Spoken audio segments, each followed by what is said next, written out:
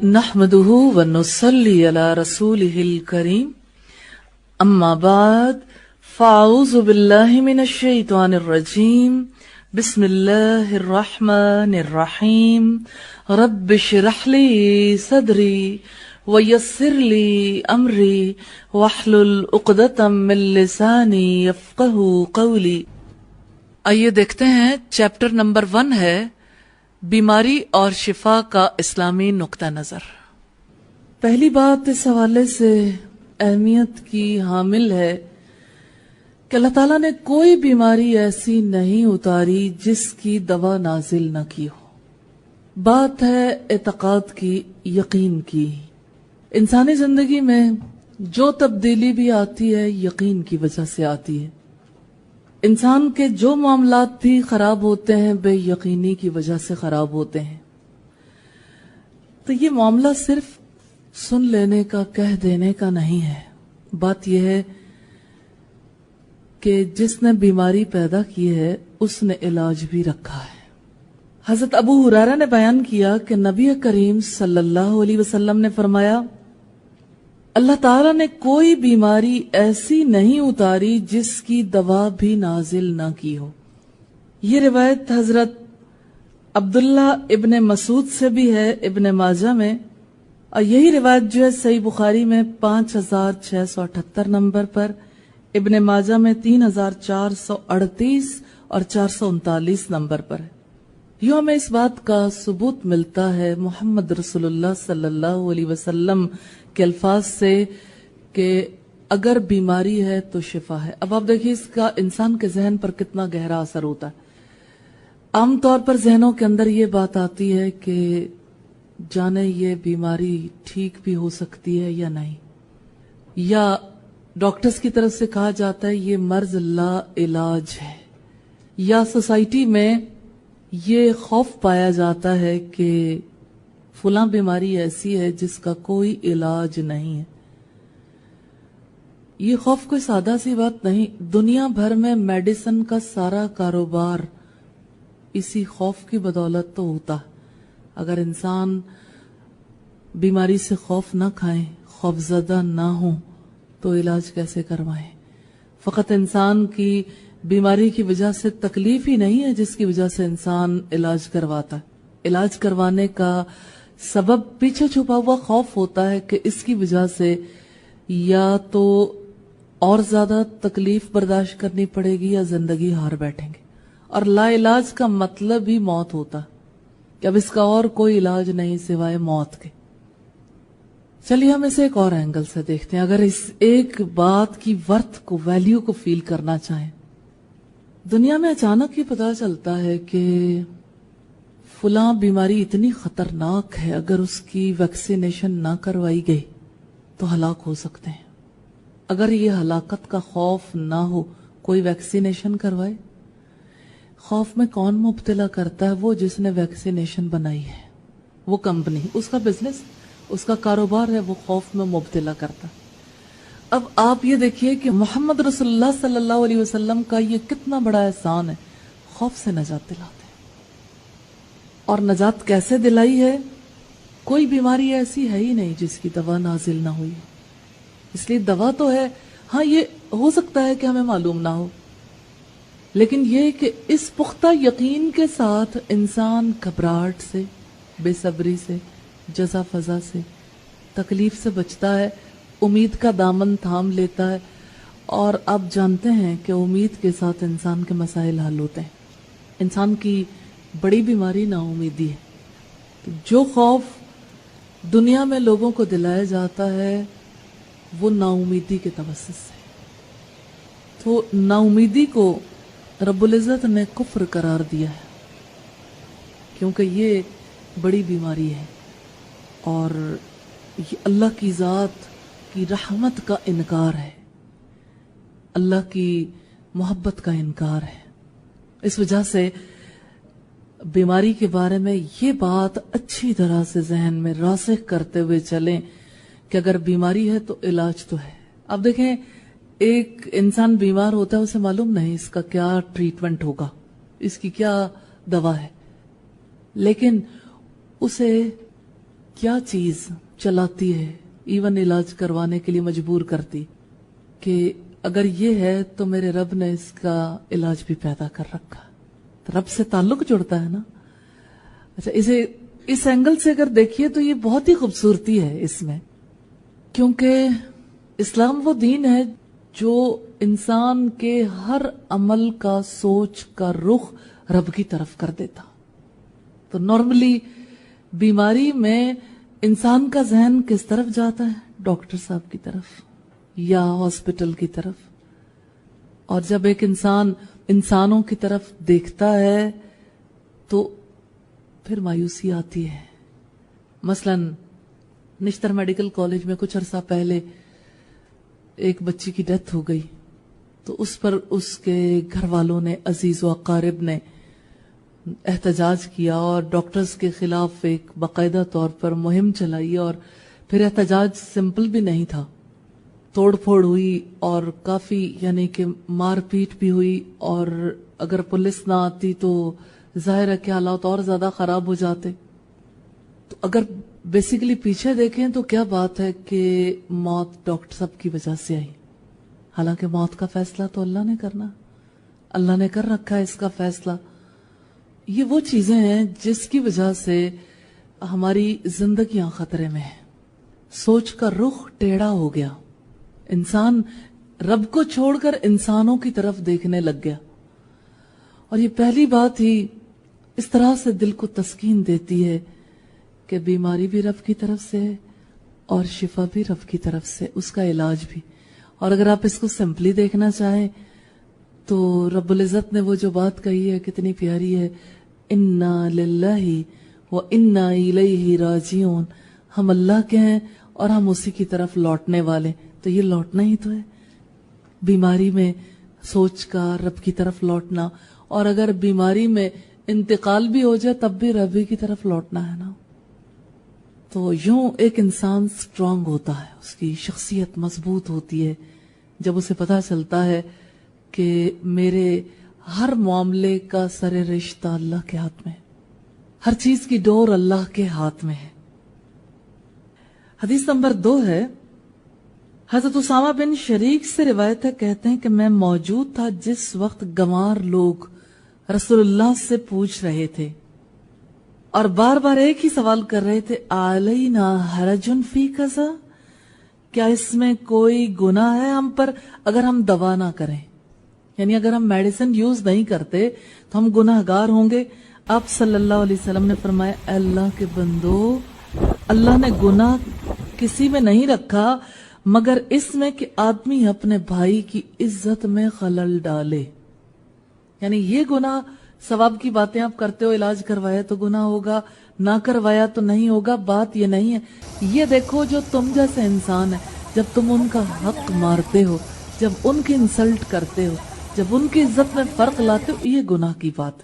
रसूलुल्लाह चूंकि मौके की मुनासिबत से लोगों को तलकीन किया करते थे, इसलिए आपने बद्दुओं को, गंवारों को तहजीब सिखाई कि आपको गुनाह सवाब के इस चक्कर से निकलकर यहाँ आना चाहिए कि आपको दूसरों की हक तलफी नहीं करनी, इंसल्ट नहीं करनी, दूसरों की इज्जत नफ्स का ख्याल रखना। ये बड़ा गुनाह है जिसकी तरफ तुम्हें तवज्जो करनी है। फिर उन्होंने अर्ज किया, या रसूलल्लाह क्या हम पर कुछ गुनाह है अगर हम दवा ना करें? आपने फरमाया, दवा करो ए अल्लाह के बंदो, यानी जब बीमार हो गए हो तो दवा करनी चाहिए, क्योंकि अल्लाह सुब्हानहू व तआला ने कोई बीमारी ऐसी नहीं बनाई जिसकी दवा ना बनाई हो, मगर एक बीमारी, वो बुढ़ापा है, यानी बुढ़ापे का कोई इलाज नहीं, उसको स्टॉप नहीं कर सकते। फिर लोगों ने अर्ज किया, या रसूलल्लाह क्या चीज सबसे बेहतर है जो बंदे को दी जाती है? आप सल्लल्लाहु अलैहि वसल्लम ने फरमाया, खुश खुल्की। ये रिवायत इब्ने माजा की है, हदीस का नंबर है 3436। अब आप देखिए हदीस के हवाले से इंपॉर्टेंट बातें जो तवज्जो तलब। नंबर 1 तो ये कि लोगों के जहन में ये ख्याल आता है कि अगर बीमार हो जाएं तो शायद दवा करवाना, यानी उसका इलाज करवाना, ये तवक्कुल के मुनाफी है, यानी ये अल्लाह पर भरोसा करने वाली बात नहीं। इंतजार करने की बजाय जब हम दवा करें तो शायद ये दुरुस्त ना हो। تو آپ صلی اللہ علیہ وسلم سے جب بار بار سوال کیا گیا تو آپ نے فرمایا کہ گناہ دوا کروانا نہیں ہے، بلکہ گناہ یہ ہے کہ آپ اپنے بھائی کی بے عزتی کرو، اس کی عزت کا خیال نہ کرو.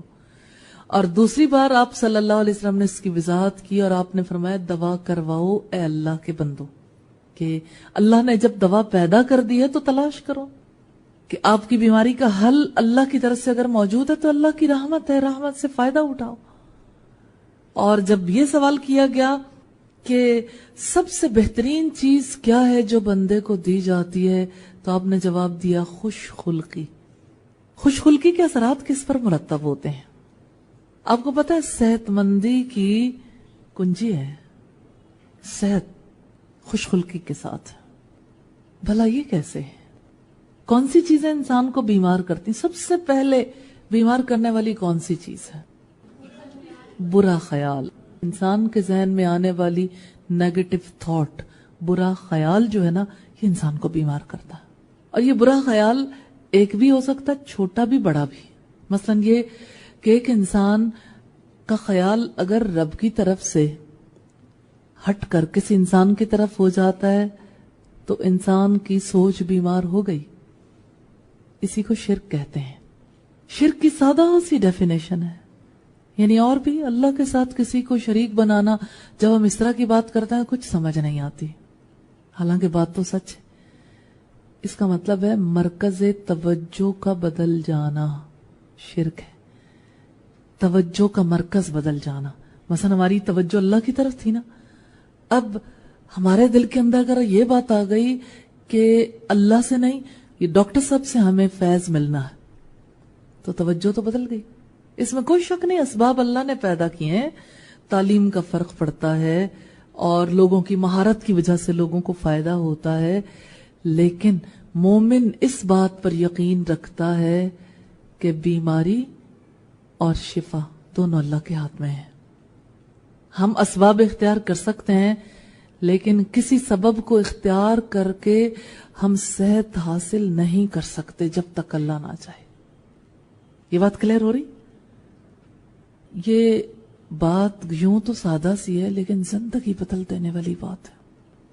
زندگی کی تبدیلی کا انحصار اور ذہنی شعوری صحت کا انحصار اس چیز کے اوپر ہے کہ ایک انسان اپنی ہر سوچ کا رخ اللہ کی طرف موڑ دے، اپنی بھرپور توجہ اللہ کی طرف کر لے. اس کے بغیر انسان نہ ذہنی شعوری قلبی طور پر صحت مند ہو سکتا ہے، نہ جسمانی طور پر. جس وقت ایک انسان کسی انسان کی طرف توجہ کرتا ہے تو جانتا ہے نتیجہ کیا نکلتا ہے؟ مایوسی. کیونکہ انسان کی مانگوں کو پورا کر ہی نہیں سکتا، اور مایوسی سیاہ بادلوں کی طرح ہے، انسان کے شعور پر چھا جاتی ہے اور مایوسی کی وجہ سے انسان بیمار ہوتا ہے. یہ جو ڈپریشن ہے کاہے کی وجہ سے ہوتا ہے؟ مایوسی کی وجہ سے. انسان سے امید کی ڈور چھوٹ جاتی ہے. اس وجہ سے پہلا کام کرنے والا یہ ہے، آپ ایک ایسا علم پڑھ رہے ہیں جو محمد رسول اللہ صلی اللہ علیہ وسلم کے توسط سے ملا، کہ اللہ پر بھروسہ کرنا ہے، اللہ کی طرف توجہ کرنی، اس پر توکل کرنا، ہر ایک چیز کا خالق اسے سمجھنا ہے، اسی سے مدد طلب کرنی ہے، اور اس بات پر یقین رکھنا ہے کہ ہر فیصلہ اس کی ذات کی طرف سے ہوتا ہے، کیونکہ اس نے فرمایا وَمَا تَشَاءُونَ إِلَّا أَن يَشَاءَ اللَّهُ، تمہارے چاہنے سے کچھ نہیں ہوتا مگر یہ کہ اللہ چاہے. اب آپ اگر دیکھیے پوری ہماری لائف جو ہے نا اس سے عملاً اپوزٹ ہے. مثلا انسان بیماریوں کا علاج دریافت کرتا ہے سائنٹیفکلی، اسے ریسرچز کرنی چاہیے، اسے دریافت کرنا چاہیے، لیکن انسان سمجھتا ہے کہ اب صحت میرے ہاتھ میں ہے. پھر اسے پتا چلتا ہے کبھی تو صحت نصیب ہو گئی کسی کو اسی میڈیسن سے، کسی کو صحت نصیب نہیں ہوتی. پھر جب صحت نصیب نہیں ہوتی تو وہ جو دعویٰ تھا وہ کہاں گیا کہ اس نے مکمل طور پر صحت عطا کرنی ہے فلاں میڈیسن نے. پھر اگلی میڈیسن کی طرف چلے جاتے ہیں، پھر اگلی پہ شفٹ ہو جاتے ہیں، پھر ٹیسٹ ہوتے ہیں، پھر کسی اور طرح سے اس کے بارے میں پتہ چلانے کی کوشش کی جاتی کہ آخر صحت کے راستے کی رکاوٹ کیا ہے. لیکن ظاہری اسباب کی طرف جب انسان دیکھنے لگ جاتا ہے نا تو اس کی نظر کبھی اللہ کی طرف نہیں جاتی. ہمارا یہ بگ ایشو ہے، اور یہی رسول اللہ صلی اللہ علیہ وسلم کی طرف سے ہم پر کیا گیا احسان ہے کہ انہوں نے ہماری سوچ کا رخ رب کی طرف کرنے کے لیے کوششیں کی کہ اللہ کے بندو، نوٹ کریں الفاظ، اے اللہ کے بندو دوا کرو، کیونکہ اللہ نے کوئی بیماری نازل نہیں کی مگر یہ کہ اس کا علاج اتارا ہے. اللہ نے اگر بیماری اتاری ہے تو علاج بھی اتارا ہے. تو اللہ کے بندوں کو کس کی طرف دیکھنا چاہیے؟ اللہ کی طرف. اسباب اختیار کرنے چاہیے، بھروسہ اسباب پر نہیں ہونا چاہیے. ہمارا سب سے بڑا پرابلم یہ ہے کہ ہم کلی بھروسہ اسباب پر کرتے ہیں، ظاہری چیزوں پر. تو یہاں پر اگلی بات جو ہم ڈسکس کر رہے تھے وہ یہ کہ خوش خلقی صحت کا راز ہے. خوش خلقی سے مراد محض ظاہری طور پر سمائل پاس کرنا نہیں. خوش خلقی کا تعلق انسان کے نفس، اس کے قلب سے، قلبی دلی صحت کے ساتھ انسان کا خلق، اس کی ظاہری عادات بھی جڑی ہوئی ہیں. تو جو انسان اندر باہر سے ایک ہوتا ہے نا، کھرا ہوتا ہے، اس کا دل مطمئن ہوتا ہے، اس کے دلی اطمینان کی وجہ سے اس کی صحت اچھی رہتی ہے، روحانی بھی جسمانی بھی. لیکن بدخلقی کی وجہ سے دوسرے انسان بھی تکلیف میں رہتے ہیں، انسان خود بھی تکلیف میں رہتا. جہنم کی آگ تو موت کے بعد اللہ کی طرف سے کیا جانے والا فیصلہ ہے، لیکن ایک آگ سینے میں انسان کے بھڑک اٹھتی ہے اسی زندگی میں جب انسان غلط کام کر رہا ہوتا ہے، غلط سوچنے سے، غلط بولنے سے، غلط سننے سے، غلط دیکھنے سے، غلط کام کرنے سے. ایسا نہیں ہوتا؟ ایسا ہوتا ہے. اس لیے صحت کے راز کو ضرور پا لینا چاہیے. اب تک ہم نے جو باتیں دیکھی ہیں، آپ نے اس کتاب کو جب پڑھنا ہے اور جب آپ نے اسے ذہن نشین کرنا ہے اسی ترتیب کے ساتھ. بنیادی باتیں. سب سے پہلی بات کیا ہے؟ پہلا پوائنٹ کیا ہے؟ اللہ نے کوئی بیماری ایسی نہیں اتاری جس کی دوا نازل نہ کی ہو. اور پہلی حدیث ہم نے کیا دیکھی تھی؟ اسی کے بارے میں. اور دوسری کیا دیکھی ہے؟ کہ دوا کرنی چاہیے، یعنی علاج کرنا چاہیے، کیونکہ اللہ نے علاج اتارا ہے. اور اگلی بات یہ ہے کہ سب سے بہترین چیز جو کسی انسان کو عطا کی جاتی وہ خوش خلقی ہے. آگے دیکھیں گے حدیث نمبر 3 ہے. حضرت ابن عمر سے روایت ہے، ام المومنین ام سلمہ نے کہا، یا رسول اللہ، آپ کو ہر سال بیماری ہوا کرتی ہے اس زہریلی بکری سے جو آپ نے کھا لی تھی. آپ نے فرمایا، مجھ کو کچھ نہیں ہوا مگر جو میری تقدیر میں لکھا تھا جب آدم مٹی کے پتلے تھے. یہ روایت ابن ماجہ کی ہے 3546 نمبر پر. یہ بات بہت امپورٹنٹ ہے. آپ جانتے ہیں رسول اللہ صلی اللہ علیہ وسلم کو زہر کھلایا گیا تھا، اور حتیٰ کہ آپ مرض الموت میں تھے تو آپ صلی اللہ علیہ وسلم نے اس وقت بھی فرمایا تھا کہ میں اب بھی اپنے رگو ریشے میں اس زہر کا اثر محسوس کرتا ہوں. تو جس وقت حضرت ابن عمر کی روایت کے مطابق حضرت ام سلمہ نے نبی صلی اللہ علیہ وسلم سے یہ کہا کہ آپ کو ہر سال بیماری ہوا کرتی ہے اس زہریلی بکری کی وجہ سے جو آپ نے کھا لی تھی، یعنی بکری کے گوشت کی وجہ سے، تو آپ صلی اللہ علیہ وسلم نے جو بات واضح کی وہ یہ کہ یہ تو میری تقدیر میں لکھا تھا.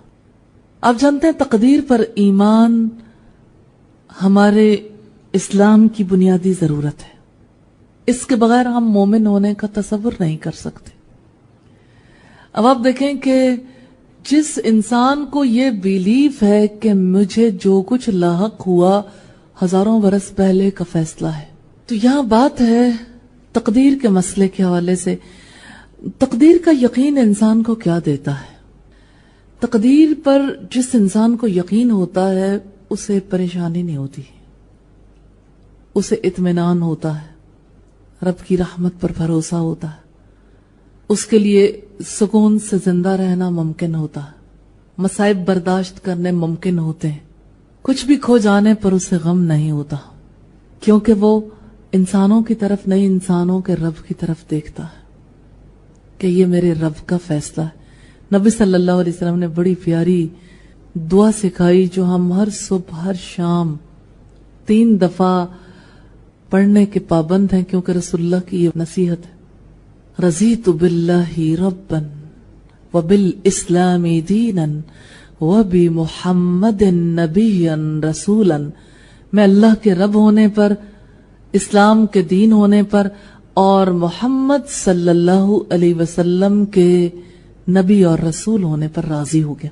راضی ہونے سے کیا مراد ہے کہ یہ اللہ کا فیصلہ ہے، یہ اللہ کی تقدیر ہے، اللہ ہمارا رب ہے، اسلام ہمارا دین ہے اور محمد صلی اللہ علیہ وسلم ہمارے نبی اور ہمارے رسول۔ دراصل پوری زندگی میں اللہ کی رضا پر راضی ہونے کا معاملہ ہے۔ اللہ کی رضا کیا ہے؟ اللہ کی تقدیر۔ اللہ کی جو تقدیر ہے وہ اللہ کی رضا ہی ہے نا، جو اللہ نے طے کر دیا۔ اب جو چیز طے شدہ ہے وہ ہونی ہے۔ انسان اس چیز کی طرف دیکھتا ہے کیوں ہے کیوں ہے کیوں ہے، جس کی وجہ سے پھر اسے پریشانی لاحق ہو جاتی ہے۔ ٹھیک ہے، علاج کے لیے یہ ضروری ہے کہ انسان یہ دیکھے کہ کیوں ہے، لیکن جب انسان یہ دیکھتا ہے کہ شاید میں نے کھٹا کھا لیا تھا تو میرا گلا خراب ہو گیا، اس کی سوچ رب کی طرف جاتی ہے۔ کسی کو بھی کوئی پرابلم ہو، ہمارے ہاں دوسرے سے کیا پوچھا جاتا ہے؟ مثلا کسی کو بخار ہو گیا یا کسی کے پیٹ میں تکلیف ہے یا کوئی بڑی بیماری ہے یا چھوٹی بیماری ہے، کیا ہوا تھا؟ تو یہ ہونے کی جو بات ہے اس کے اسباب دنیا میں جب تلاش کیے جاتے ہیں تو یہ ایمان کی پہچان نہیں ہے۔ اسباب کو رب کی تقدیر میں تلاش کرنا چاہیے۔ نبی صلی اللہ علیہ وسلم نے دیکھیے ہر سال بیمار ہوتے تھے لیکن اس بات کو سمجھتے تھے کہ یہ میرے رب کا فیصلہ، یقیناً اس میں حکمت ہے، میرے لیے بہتری۔ یقین کریں اس سے زیادہ خوبصورت کوئی سوچ ہو ہی نہیں سکتی کہ ایک انسان بلیو کر لے، ایک انسان کو یہ دولت مل جائے کہ میری زندگی میں جو کچھ ہوتا ہے یہ میرے رب کا فیصلہ ہے۔ بیماری آتی ہے، صحت ملتی ہے، مجھے مال ملتا ہے یا مال چھن جاتا ہے، یا اسی طرح سے فرصت ملتی ہے یا مشغولیت یا جو کچھ بھی زندگی میں ملتا یا چھن جاتا ہے، اللہ کا فیصلہ۔ یہ سوچ کو سیدھا کرنے کے لیے بہت ہی زیادہ ضروری تھا، اسی لیے اللہ نے تقدیر پر یہ ایمان سکھایا۔ اور بیماری کے بارے میں یقین کریں یہ انسان کے لیے بہت بڑی رحمت ہے، بلیسنگ ہے۔ آپ یوں سمجھ لیں آدھی بیماری تو اسی سے ٹھیک ہو جاتی، کیونکہ انسان بیماری پر جزا فضا نہیں کرتا۔ عام طور پر اگر آپ دیکھیے تو بیماری میں انسان کو جو زیادہ مشقت برداشت کرنی پڑتی ہے، جسمانی سے زیادہ قلبی، دلی، گھٹن، تکلیف، اندر کی ایک پریشانی، اور پھر یہ بھی کہ انسان جو ہے وہ اس تکلیف کی وجہ سے ڈپریس ہوتا چلا جاتا ہے۔ اسی وجہ سے آپ دیکھیں کہ دنیا میں جن بڑے بڑے لکھاریوں نے لکھا، اہل قلم نے لکھا، اس میں امید کے بارے میں کافی کچھ لکھا کہ انسان کی جو ول پاور ہے، اس کی جو امید ہے وہ کتنی زیادہ اہمیت کی حامل ہے۔ لیکن جتنے بے خدا تصور رکھنے والے لوگوں نے لکھا، انہوں نے خود اعتمادی سکھائی، جبکہ رسول اللہ صلی اللہ علیہ وسلم نے خدا اعتمادی سکھائی۔ تو یہ خدا اعتمادی ہے، بیماری میں اللہ پر اعتماد کرنا کہ اللہ نے فیصلہ کیا، اس میں ضرور میرے لیے حکمت ہے، میرے لیے بہتری ہے، میرے رب نے میرے بارے میں کبھی کوئی برا فیصلہ نہیں کرنا۔ یہ یقین انسان کو کہاں پہنچا دیتا ہے؟ بلندیوں پر۔ اور آپ دیکھیے کہ یہ کتنی پیاری بات ہے کہ مجھ کو کچھ نہیں ہوا مگر جو میری تقدیر میں لکھا تھا۔ جب آدم علیہ السلام مٹی کے پتلے تھے، یعنی ابھی پہلے انسان میں بھی روح نہیں پھونکی گئی تھی، اس وقت اللہ نے جو لکھ دیا تھا اب وہ سبھی کچھ ہو رہا ہے، یعنی جو کچھ ہو رہا ہے اس کے اسباب دنیا میں نہیں۔ ہمارا سب سے بڑا پرابلم یہ ہے کہ ہم سبب زمین پر تلاش کرتے ہیں، حالانکہ سارے اسباب اوپر سے پیدا ہوتے ہیں۔ تو یہ سوچ کر رخ سیدھا کرنے کی ضرورت ہے۔ تو آپ کو حیرت نہیں ہو رہی رسول اللہ صلی اللہ علیہ وسلم نے جو کچھ بتایا، اور بلیسنگ نہیں فیل ہو رہی؟ کتنی بڑی رحمت ہے نا سوچ کا سیدھا ہونا۔ تو ہمارے पहले चैप्टर का दूसरा पॉइंट है कि क्या बीमारी का इलाज तकदीर को रद्द कर सकता है। ये जानना भी बहुत ज्यादा जरूरी है कि अगर हम इलाज करवाएं तो क्या हमारी तकदीर बदल जाएगी। हदीस नंबर 4 है, हजरत अबू खिजामा से रिवायत है, नबी सल्लल्लाहु अलैहि वसल्लम से पूछा गया, आप क्या फरमाते हैं, जिस दवा से हम इलाज करते हैं और जिस मंत्र को हम पढ़ते हैं और बचाव की जिन चीजों से हम बचाव करते हैं, क्या ये चीजें अल्लाह की तकदीर को कुछ रद्द कर सकती हैं। आप सल्लल्लाहु अलैहि वसल्लम ने फरमाया, ये चीजें तो खुद अल्लाह की तकदीर में दाखिल है। यानी अल्लाह ने मौका ही पैदा किया ना इलाज करवाने का। ये तो अल्लाह की तकदीर है कि आपको इलाज करवाने का या कुछ दुआ मांगने का या पढ़ने का मौका मिल गया, या वो चीजें आप इस्तेमाल कर लो जिससे सेहत नसीब हो जाए। ये इब्ने माजा की रिवायत है, 3437 नंबर। कितना हुस्न है इस बात में। रसूलुल्लाह सल्लल्लाहु अलैहि वसल्लम की गुफ्तगू का सलीका, साथ साथ जरूर इस पर गौर फिक्र करते चले जाएं कि आप सल्लल्लाहु अलैहि वसल्लम ने इसका क्या जवाब दिया। क्या ये चीजें अल्लाह की तकदीर को कुछ रद्द कर सकती हैं। आपने फरमाया, ये चीजें तो अल्लाह की तकदीर में दाखिल हैं। एकदम दिल के अंदर खुशी आती कि वाकई अल्लाह ने हमारे लिए असबाब पैदा किए और हमारी उन तक रसाई मुमकिन बना दी। ये अल्लाह की तकदीर। तीसरा पॉइंट है, इलाज करना चाहिए। और हदीस नंबर 5, हजरत उसामा बिन शरीक फरमाते हैं कि चंद देहातियों ने रसूलुल्लाह से अर्ज किया, क्या जब हम बीमार हों तो हम इलाज न करवाएं। आपने फरमाया, हाँ अल्लाह के बंदो इलाज करवाओ, क्योंकि अल्लाह ने कोई और बीमारी पैदा नहीं की मगर उसकी शिफा भी रखी है, सिवाय एक बीमारी के। वो पूछने लगे, अल्लाह के रसूल वो क्या है। आपने फरमाया, बुढ़ापा। ये रिवायत तिरमिजी की है 2038 नंबर पर, और अबू दाऊद की रिवायत है 3855 नंबर पर। यह हदीस हसन है, सही है। हदीस के हवाले से हमें ये पता चला कि इलाज करवाना चाहिए। अब तक हमने जो बातें देखी हैं वो ये है कि बीमारी भी अल्लाह ने उतारी है और दवा भी अल्लाह ने उतारी, और कोई बीमारी नहीं जिसका इलाज अल्लाह ने ना उतारा। दूसरी चीज हमने ये देखी कि अल्लाह ने हर बीमारी का इलाज उतारा है, दवा उतारी है, मगर बुढ़ापे की बीमारी ऐसी है जिसका कोई इलाज नहीं है। और बेहतरीन चीज जो इंसान को अता की जाती है वो खुशखुल्की है। और इसी तरह से हमने ये देखा कि इंसान को जब बीमारी होती है तो अल्लाह की तकदीर से होती है। ये अहम पॉइंट्स हैं। और इसी तरह से ये कि बीमारी का इलाज तकदीर को रद्द कर सकता है। बात रद्द करने की नहीं, बात यह कि बीमारी का इलाज हो रहा है, यही तो तकदीर है। अगर इलाज के नतीजे में सेहतयाबी है तो ये अल्लाह की तकदीर है। और किसी के तकदीर में अगर सेहत नहीं लिखी तो जितना जी चाहे इलाज करवा लें, लेकिन उसका कोई रिजल्ट ना निकलना अल्लाह की तकदीर है। और हमने ये देखा कि इलाज करवाना चाहिए, बुढ़ापे का इलाज नहीं है, इसलिए उसका इलाज करवाने का फायदा नहीं होगा। बुढ़ापा आने से पहले जवानी से फायदा उठा लेना चाहिए, क्योंकि बुढ़ापे में इंसान कुछ भी करने की पोजीशन में नहीं रहता।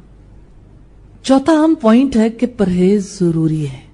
हदीस नंबर 6 है, हजरत उम्मे मुंजिर बिनते कैस अंसारिया से मरवी है कि नबी सल्लल्लाहु अलैहि वसल्लम मेरे पास तशरीफ लाए और आपके साथ हजरत अली थे, जो बीमारी की वजह से कमजोर थे। हम लोगों के पास खजूर के गुच्छे लटके हुए थे, तो नबी सल्लल्लाहु अलैहि वसल्लम खड़े होकर उनको तनावुल फरमाने लगे। हजरत अली भी खाने के लिए खड़े हो गए। आपने उनसे कहना शुरू किया, तुम खाने से बाज आओ, तुम अभी अच्छे नहीं हुए। यहां तक कि हजरत अली खाने से रुक गए। उम्मे मुंजिर कहती हैं कि मैंने जौ और चुकंदर पकाए थे, तो मैं वो लेकर नबी सल्लल्लाहु अलैहि वसल्लम की खिदमत में हाजिर हुई। आपने फरमाया, अली तुम इसमें से खा लो, ये तुम्हारे लिए फायदेमंद है।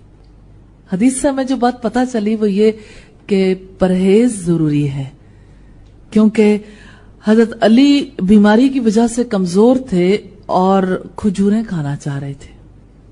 खजूर जो है वो काफी कवी ग़िज़ा है और हजम करना मुश्किल होता, तो आप सल्लल्लाहु